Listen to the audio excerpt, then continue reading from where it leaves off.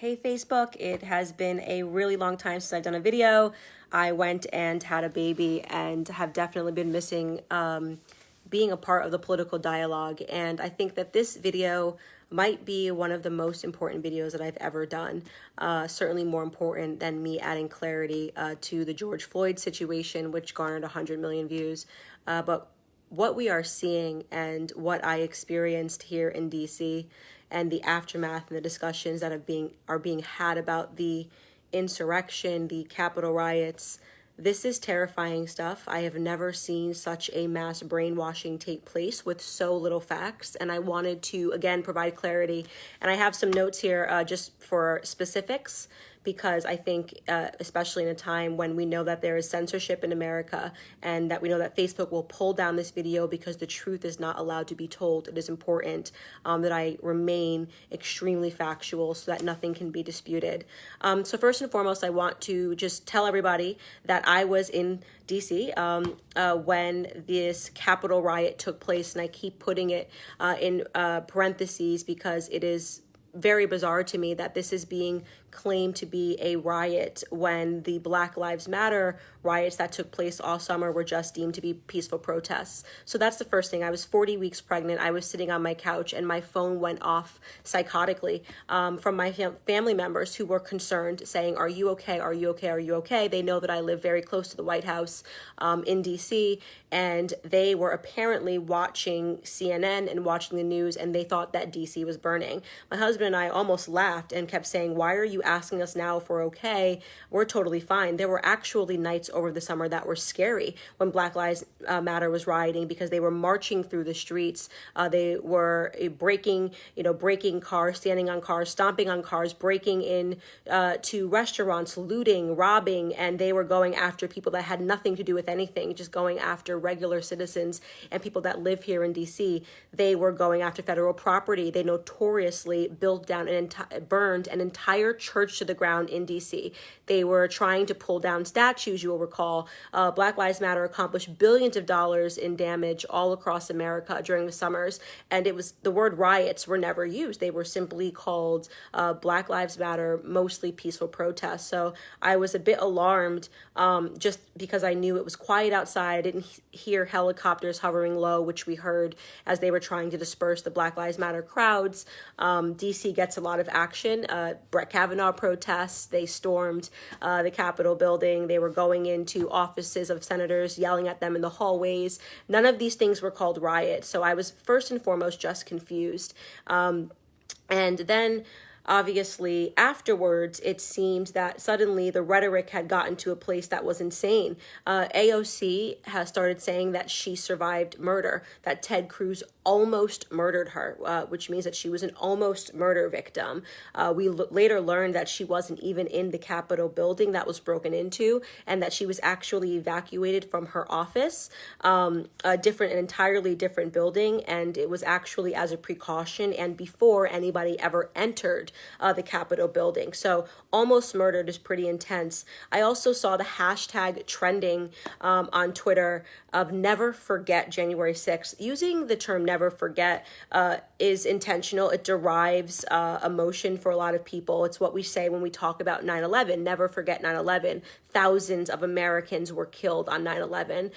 It was a horrible terrorist act and something that we should definitely never forget. Never forget also for a lot of people derives memories of the Holocaust, obviously, something that we should never forget. Millions of people were executed in camps during World War II, and it's something that we have entire museums dedicated to talk about the horrific tragedies and the things that happened. So why would the hashtag never forget be used to describe people entering a federal building illegally, which was done? Nobody is denying that people illegally entered. We saw the glass was smashed. We saw some clips where they were let in, it seemed, and they were walking in, but definitely other clips in which they were not. So that aspect is not being denied. But why try to derive such a serious imagery to people's heads? Tucker Carlson brought to attention the fact that CNN, in a really extreme manner, compared what happened on January 6th to the Rwandan genocide. Just to put that into perspective, 1 million plus Tutsis were killed during the Rwandan genocide, and they were killed in horrific means, burned alive, entire cities, people slaughtered in the streets with machetes. 1 million plus people were killed. And they are now saying that what happened on January 6th was akin to the Rwandan genocide. That should offend you, just from a stance of, if you have a brain cell. What those people lived through in Rwanda was incredibly real. 70% of the Tutsi population in Rwanda was taken out. And they're saying that January 6th was like this. If you ask the average person who does not think critically and just accepts what the media tells them to, and who is buying into this rhetoric that something big happened on January 6th, they will say people were killed. And that is accurate. People were killed. People died during January 6th. People died. That is 100% accurate. What they cannot tell you beyond that is, how did they die? The most important thing to know is that everybody that died was a Trump supporter. So you are being told this was an armed insurrection and that they were trying to kill people. And yet the only people that died were Trump supporters. Also important is, how did these people die? One died of a stroke. One died of a heart attack. We actually know, obviously, Ashli Babbitt, I think, was probably the most famed name. That was the Trump supporter who was shot as she was trying to enter through broken glass. You may have seen that clip. She was shot by a police officer. So the idea that these people came to the Capitol armed is completely dishonest, because DC is not, you can't just carry weaponry in DC. We are not a conceal and carry district. District of Columbia is just, you just can't have weapons on you. Even people, former police officers that come in here, they're just not allowed to carry weapons in DC. So this idea that these people were armed, the first question you should be asking is, with what? Tucker Carlson also did an analysis of tracing where the idea of an armed insurrection came from. And it was from, you may have heard, a police officer died. He was one of the 5 people that died that day. You should be asking yourself how that police officer died. Initially, the New York Times reported that he was beat to death with a fire extinguisher. What people don't know is that was fully debunked. That entire storyline is a lie. There was no police officer that was beat to death by unarmed insurrectionists with a fire extinguisher. There was no evidence to support that claim. In fact, after the riot, he went to his office and texted his brother and said that he was pepper sprayed twice, and 24 hours after, he died. So that's another story that leads to a dead end. It's completely untrue. There was no police officer that was beaten by any Trump supporters or any people that were at the Capitol that day with a fire extinguisher. So, and allegedly, by the way, that police officer who did die, being the 5th person, died from a stroke. Now, that can't be confirmed. That was told by the police chief, or one of the people at the police station had said that he died of a stroke, but he was subsequently cremated and no autopsy was performed. So all of this to say that every single person that died was a Trump supporter. And yet right now you have Democrats going around saying that they were almost murdered. The people were not armed, unless you're assuming that having a Trump flag and wearing a MAGA hat is a form of being armed. There's no people that have been accused of having weapons. But here's the most significant part, where you could say, okay, if you're going to use the word a terrorist, then I think it's fair to say that it was an act of terrorism, that we know that pipe bombs were inserted, and the media ran with this. There were bombs that were planted at the RNC and the DNC headquarters. The first thing that a critical thinker would say in knowing that is, why the RNC and the DNC headquarters? If they're a Trump supporter, why would they put pipe bombs under the RNC headquarters? And if they were a Democrat supporter, why would they put pipe bombs at the DNC? So that was already weird. What's weird about that also is that it turns out with time, of course, when the truth actually comes out, that those pipe bombs were planted the night before. So that did not happen. That was not a part of the Capitol riots. It had nothing to do with people going into the building and entering it illegally, which I've already said I disagree with. I don't think, and under any circumstances, that people should be breaking glass and going into buildings to take selfies and to take the Speaker of the House, whatever it is they took from her, and were taking, pictures and making a mockery. I don't support that at all. But it is important to stick to the facts, which is that these pipe bombs were inserted or placed the night before, and the FBI still, which I find to be incredulous, has not determined who placed the pipe bombs. So that could be a Democrat that placed them. That could be a Republican that placed them. I find it unbelievable that a couple of blocks from the White House where the president lives, they have still not determined who placed those pipe bombs. In fact, I think, and I'm speculating here, it's an opinion that they do know who placed those pipe bombs, and they are withholding information from the public and allowing the media to run away with it and allowing people to believe that it was Trump supporters, and it just factually speaking was not. That is an unknown. Very little is known about what actually happened this day. But we are being told that it was a Rwandan genocide where millions of people died. This is really scary stuff, and what's scary is that so many people fell into this delusion. People were reporting people that they live with, their neighbors, their brothers, their sisters, people that they went to school with, and saying they were in the Capitol that day, report them, something should happen to them, these people should be arrested. And so you're sort of allowing this poisonous thing to happen where you're having people turn on each other absent any facts.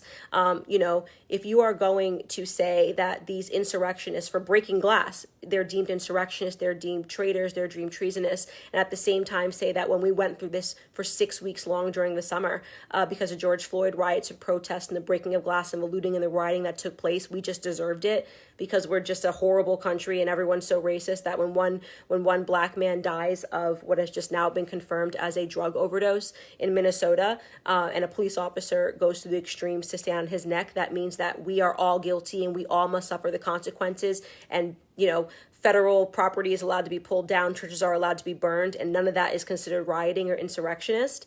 But some idiots break glass and go into a Capitol building. No politician gets hurt. No building is burned down. And this is the big deal. An important historical lesson here, and I think what everyone should take the time to look up is the Reichstag fire, the notorious Reichstag fire that took place in Germany, in Berlin. And it was at a time when the Nazis were against the communists and trying to seize power in America. And, it has been still quite nebulous on the details of who actually started the fire in Parliament. But the Nazis seized the opportunity. One communist allegedly started a fire in Parliament, and the Nazis used that as a pretext to garner sympathy and to pretend that this act was so horrible that they now had a right to strip people of civil liberties. And it is how the Nazis assumed a totality of power in Germany, in Germany, in Nazi Germany. They forced the Reichstag, it was called the Reichstag Fire Act to be signed. I think it was called an act, the Reichstag Fire Decree to be signed, and it allowed them to mass arrest all of their, anybody who was politically dissident, anybody who didn't agree with them. It allowed them to seize basically ultimate power and to stop these people in their tracks. And they seized so many civil liberties. They shut down publications, they shut down speech, they started censorship, and this is exactly almost textbook what the Democrats are doing right now, except there was no fire. There was no fire that happened, and yet they are accusing essentially 80 million Americans of being political terrorists. They are shutting down shows. They are saying they wiped the Parlay app entirely. They are now saying, in collaboration with the tech companies, that nobody is allowed to question the results of this election because it led to this horrific event where only Trump supporters died. That makes no sense, right? And so they are censoring accounts, thousands of accounts that they're saying are guilty on Twitter for this insurrection. They've censored a sitting president. And one of the most notable things is that they keep showing this clip of Trump saying, march to the Capitol, and they stop the clip short because they don't want you to hear the end of the sentence where he says peacefully and patriotically. So they're outright lying about what the president said so that they can censor him and 80 million voting Americans who supported the president in this election. They've canceled accounts. They've shut down publications from being able to have a voice. Parlay, which was the social media app that conservatives were conversing on because Twitter had started this mass censorship. Apple and Google kicked them out of the store and used some absurd thing like, well, you're guilty of the insurrection, even though Trump wasn't even on Parlay. So Trump is guilty guilty, but Parlay is guilty, but 80 million Americans are guilty. And what they're really doing is they're seizing civil liberties. They're taking away our right to free speech. It's why when I make these videos, I tell you, hit the share button, because we know that this video could be wiped tomorrow because there is mass censorship going on in America. The truth is not allowed to be told. We saw this all during the election cycle when they basically said if it goes against the narrative that we've agreed upon, we will take it and we will do away with it. And it's a scary time to be in this country when there are so many people, even though I believe more people know the truth, there are more people that don't. I do these videos because people around the world need to understand what's happening in America. We essentially have the tech in collaboration with the mainstream media, and they are shutting down speech, censoring, lying, smearing, and libeling regular Americans. We had Bank of America begin going through the charges, talk about seizing civil liberties of its clients to see if they were around the Capitol on January 6th. To do what with that information? Nobody knows, right? We are having conversations now where they're saying that any books that are written by conservatives need to be wiped. Josh Hawley accusing Ted Cruz of murder for calling attention to serious anomalies that happened during the election time in terms of having the rules changed. He had very practical, sober analysis of what was happening under Pennsylvania law that any person should be able to have a dialogue of. They're now saying you're not allowed to even say that. Here's my question, and I'll wrap it up with this. If you are the Democrats and you are saying that you legitimately won this election and Joe Biden is, by your metrics, the most popular American president that's ever run. He got more votes than Barack Obama. He was that energetic and passionate, and he moved the nation in such a way that you have the most popular president ever sitting in the White House. Why do you have to censor and silence 80 million Americans? Why would you have to do that if you were that popular? Right? If this is real, what are you so afraid of by giving a platform to the small political dissidents, right? I mean, you would just say, oh, this person is someone that is political and disagrees with me, but it doesn't matter because I'm so popular. Why are they going through such extremes to shut down conservative voices, conservative books, all of their political contenders? Why are they going through these extremes to rush through these policies? There was even talks of the Democrats in the House were going to try to pass an act to make MAGA rallies an act of terrorism. The gathering of people that support Trump was going to be considered a terrorism. Why are you going through such extremes? But to compare them to a genocide, what are the Democrats actually trying to accomplish in this country? And let me say this to you people that follow me and hate me and don't like me. You need to sober yourselves up really quick to what is going on, because you may not like me, you may not love like Trump, you may not like Trump supporters, but the powers that they are taking right now, the leaps and bounds they are going through, that'll include you too. One day that will include you too, right? This is not, they're just going to come inward and inward and inward. And eventually, when they say that you can't even critique us on Facebook and you agreed with that and thought it was great because they were going after Trump supporters, eventually you're going to have something to critique, and you're not going to be allowed to do that. So don't go with this, I hate Trump so much and I hate conservatives so much, that you would suspend your own civil liberties. This is a scary time and a dangerous time to be in America right now as a conservative, but it also is a scary time to be in America as a liberal. I don't care how leftist you are. You better recognize how scary it is when the tech companies have the power to censor a sitting president of the United States, and you're not allowed to talk about it. I encourage everybody to share this video. I missed you guys. I missed having these chats. Share, and of course comment, because I would love to hear any feedback. Prove me wrong.